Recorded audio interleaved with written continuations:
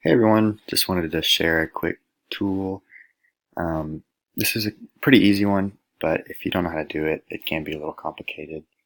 Basically, what this is going to allow you to do is take any kind of text or symbol and kind of slide it into the frame instead of it just being a stagnant um, background.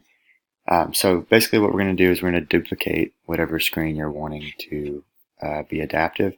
So for me, this is just my basic home screen for my app.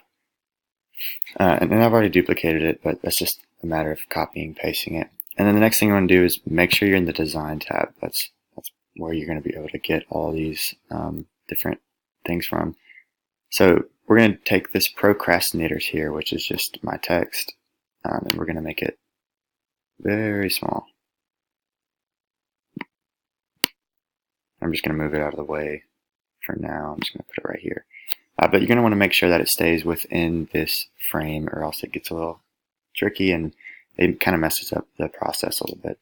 Next, we're going to want to move to prototype, and we're just going to highlight this right here, which just gives me this whole text box.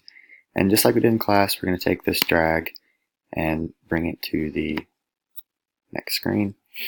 Okay, and we're going to see this little thing pop up over here. You're going to want to make sure, for me, I want it to move in on its own. You can add tap, which would mean you tap the interface and it comes up. Voice command is kind of cool. I played around with that for a little bit, but for me, time is the most efficient. Okay, this is going to be a timer. We're going to set the delay. For me, I just want it 0.4 seconds. It's just a little bit longer than 2, and it feels like it seems a little more smooth.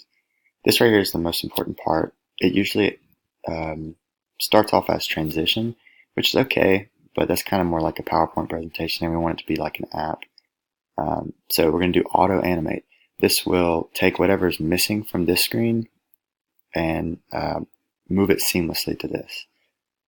Then keep this the same, whatever you have it on. And then ease out, we're going to want to turn it to ease in and out. And then duration can be really anything. I made mine 4 seconds because I want it to move a little slower.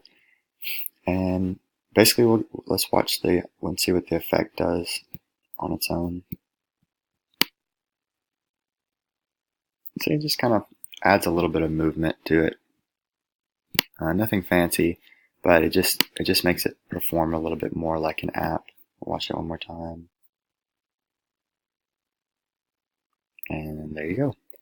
Hope this helps, guys. Thank you.